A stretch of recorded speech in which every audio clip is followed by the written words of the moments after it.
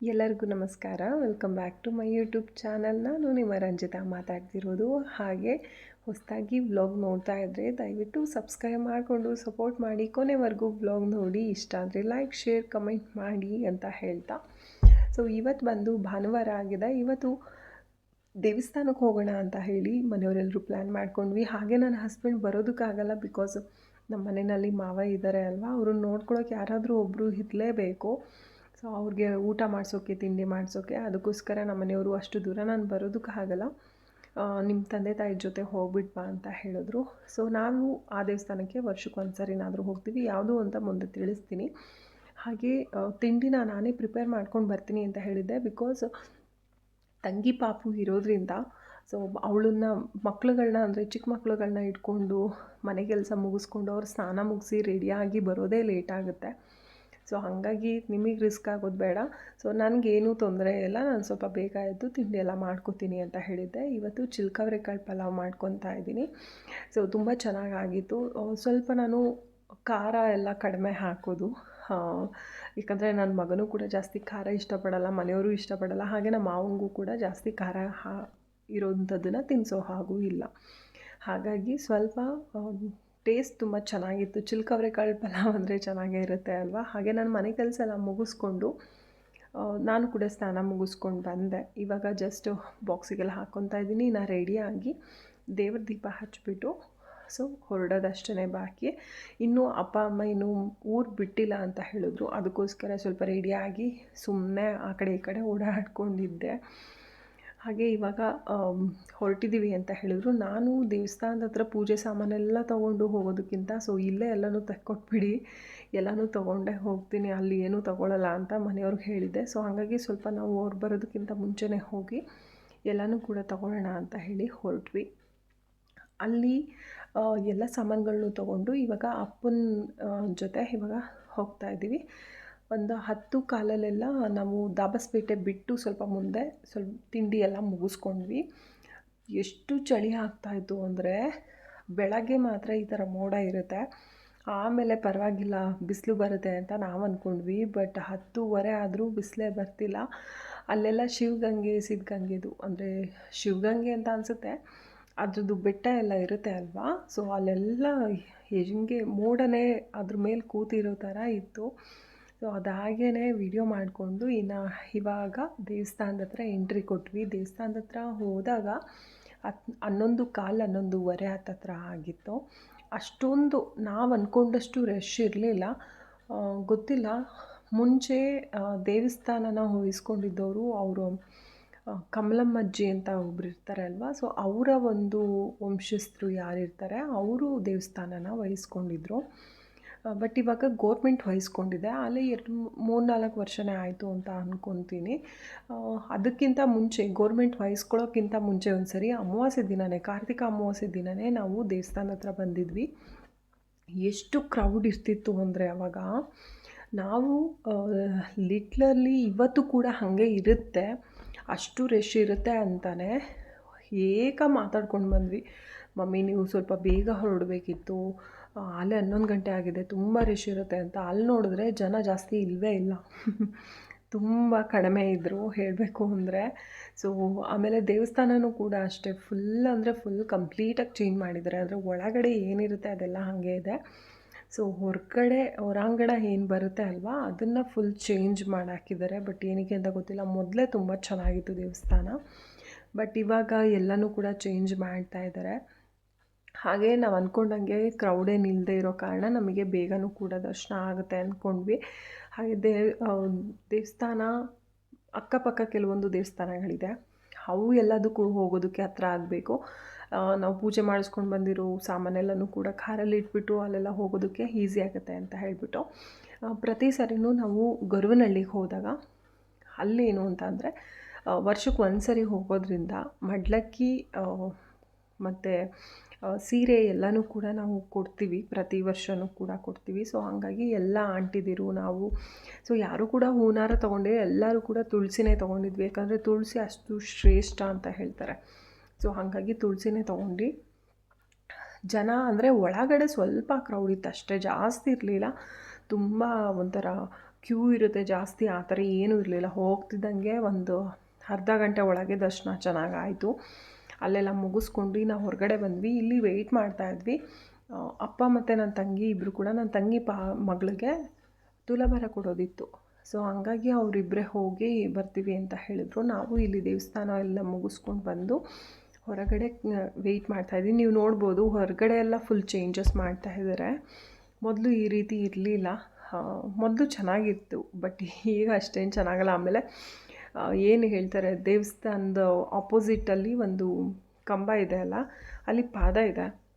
ಅಲ್ಲಿವರೆಗೂ ಕೂಡ ಮೊದಲೆಲ್ಲ ಬಿಡೋರು, ಬಟ್ ಇವತ್ತು ಅಲೋ ಇಲ್ಲ. ಇವತ್ತು ಮಾತ್ರನಾ ಅಥವಾ ಯಾವಾಗಲೂ ಹೀಗೇನೋ ಗೊತ್ತಿಲ್ಲ, ಬ್ಯಾರಿಗೇಟ್ ಹಾಕ್ಬಿಟ್ಟಿದ್ರು ಸುತ್ತನೂ ಕೂಡ. ಅಲ್ಲಿ ಅಲೋನೇ ಇರಲಿಲ್ಲ. ಫುಲ್ ಸೆಕ್ಯೂರಿಟಿ ಎಲ್ಲಿ ನೋಡಿದ್ರು ಸೆಕ್ಯೂರಿಟಿಗಳದ್ದೇ ದರ್ಬಾರ್ ಆಗೋಗ್ಬಿಟ್ಟಿದೆ ಅಲ್ಲಿ.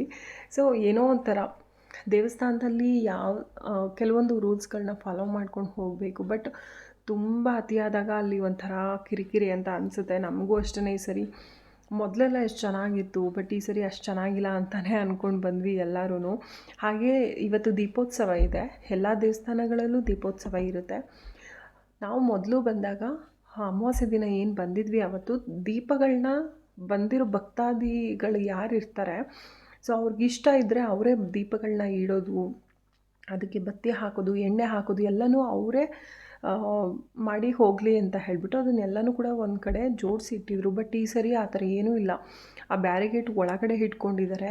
ದೀಪ ಹಚ್ಚುವಂಥ ಸ್ಟ್ಯಾಂಡ್ಸ್ ಇರುತ್ತೆ ಅಲ್ವಾ, ಅದನ್ನು. ಸೊ ಅಲ್ಲಿಗೆ ಭಕ್ತಾದಿಗಳು ಯಾರನ್ನೂ ಕೂಡ ಬಿಡ್ತಾಯಿಲ್ಲ. ಅದು VIP ಏನಾದರೂ ಇಟ್ಟಿದ್ದಾರಾ ಅದು ಕೂಡ ನಮಗೆ ಗೊತ್ತಿಲ್ಲ. ಸೊ ಓಕೆ, ಏನೂ ಮಾಡೋಕ್ಕಾಗಲ್ಲ. ಕೆಲವೊಂದು ರೂಲ್ಸ್ಗಳು ಈ ಥರ ಇರುತ್ತೆ, ಬೇಡದೇ ಇರೋವಂಥದ್ದು. ಇನ್ನು ನೆಕ್ಸ್ಟು ಅದ್ರ ಪಕ್ಕದಲ್ಲಿ ಲಕ್ಷ್ಮೀ ರಂಗನಾಥ ಸ್ವಾಮಿ ಇತ್ತು. ಅಲ್ಲಿಂದ ನಾವು ಸ್ವಲ್ಪ ಕೆಳಗಡೆ ಬರಬೇಕು. ಡ್ಯಾಮ್ ಇದೆ. ಆ ಡ್ಯಾಮ್ ಆಪೋಸಿಟಲ್ಲೇ ಒಂದು ಲಕ್ಷ್ಮೀ ವೆಂಕಟೇಶ್ವರ ದೇವಸ್ಥಾನ ಕೂಡ ಇದೆ. ಸೊ ಇಲ್ಲಿ ಲಕ್ಷ್ಮೀ ವೆಂಕಟೇಶ್ವರ ದೇವಸ್ಥಾನದಲ್ಲಿ ಸ್ವಲ್ಪ ಫ್ರೀಯಾಗಿ, ಇಲ್ಲಿ ಜನ ಜಾಸ್ತಿ ಇರೋದಿಲ್ಲ, ಸೊ ಇಲ್ಲಿ ಫ್ರೀಯಾಗಿರುತ್ತೆ. ಇನ್ನು ಅಲ್ಲಿ ಸ್ವಲ್ಪ ವೀಡಿಯೋ ಮಾಡಿಕೊಂಡು, ಅಂದರೆ ದೇವಸ್ಥಾನದ ಒಳಗಡೆ ಎಲ್ಲೂ ಕೂಡ ವೀಡಿಯೋ ಮಾಡ್ಕೊಳ್ಳೋದಕ್ಕೆ ಬಿಡ್ತಾಯಿಲ್ಲ. ಸೊ ಹಾಗಾಗಿ ಒಳಗಡೆ ಎಲ್ಲೂ ಮಾಡ್ಕೊಂಡಿಲ್ಲ, ಹೊರಗಡೆನೇ ಮಾಡ್ಕೊಂಡಿದ್ದೀನಿ. ಇನ್ನು ಮಕ್ಕಳುಗಳೆಲ್ಲ ತುಂಬ ಆಸೆಪಟ್ಟರು, ಡ್ಯಾಮ್ ಹತ್ರ ಹೋಗೋಣ ಅಂತ ಹೇಳಿಬಿಟ್ಟು. ಸೊ ಓಕೆ ಅಂತ ಹೇಳಿಬಿಟ್ಟು ಡ್ಯಾಮ್ ಹತ್ರ ಬಂದ್ವಿ. ಇನ್ನೂ ಟೈಮ್ ಇತ್ತಲ್ಲ ಅಂತ ಹೇಳಿಬಿಟ್ಟು ಬೇಗನೆ ದರ್ಶನ ಆಯಿತು. ಸೊ ಡ್ಯಾಮ್ ಹತ್ರ ಒಂಥರ ತಣ್ಣ ಗಾಳಿ ಬೀಸ್ತಾಯಿತ್ತು, ಚೆನ್ನಾಗಿತ್ತು ವೆದರು. ಇವಾಗೆಲ್ಲ ಕಡೆ ನೀರಿದ್ದೇ ಇರುತ್ತೆ ಅಲ್ವಾ. ಸೊ ಇಲ್ಲಿ ಸ್ವಲ್ಪ ಬಜ್ಜಿ ಚುರುಮುರಿ ಎಲ್ಲ ತಿಂದ್ಕೊಂಡು, ದೇವಸ್ಥಾನದ ಪ್ರಸಾದನೂ ಕೂಡ ಸಿಕ್ತು, ಅದನ್ನು ಕೂಡ ಊಟ ಮಾಡಿಕೊಂಡು ಇವಾಗ ಹೊರಟಿದ್ದೀವಿ. ಸೊ ಎಲ್ಲರೂ ಕೂಡ ನಿದ್ದೆ ಮೂಡಲಿದ್ದರು. ಹಾಗೆ ವಿಡಿಯೋ ಮಾಡ್ಕೊಳ್ಳೋಣ ಅಂತ ಹೇಳಿ ಹೋಗ್ತಾ ಇದ್ದೆ ಆಲ್ರೆಡಿ. ಸೊ ಕೆಲವೊಬ್ಬರು ನಿದ್ದೆಗೆ ಜಾರಿದ್ರು, ಇನ್ನು ಕೆಲವೊಬ್ಬರು ಮಾತಾಡ್ತಾಯಿದ್ರು, ಆ ರೀತಿ ಮಾಡಿದ್ರು. ಸೊ ಫೈನಲಿ ನಾವು ದೇವಸ್ಥಾನದಿಂದ ಹೊರಟ್ವಿ. ತುಂಬ ಚೆನ್ನಾಗಿತ್ತು ದರ್ಶನ, ತುಂಬ ಚೆನ್ನಾಗಿ ಆಯಿತು.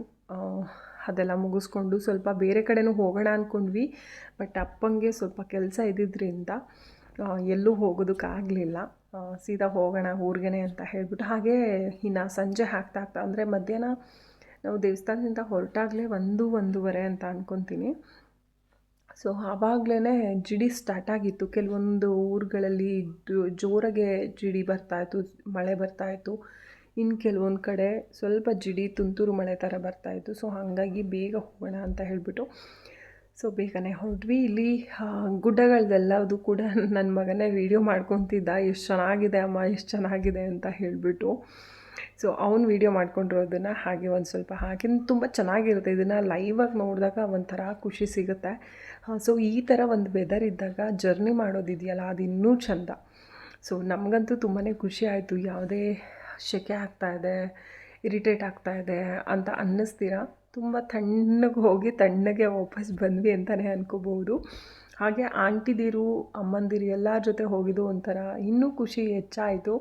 ಯಾವಾಗಲೂ ಅಷ್ಟೇ ನಾವು ಈ ಥರ ಎಲ್ಲ ಒಟ್ಟಿಗೆ ಹೋದಾಗ ಒಂಥರ ಖುಷಿನೇ ಬೇರೆ ಥರ ಇರುತ್ತೆ, ಗಂಡ ಹೆಂಡತಿ ಮಕ್ಕಳು ಹೋಗೋದಕ್ಕಿಂತ.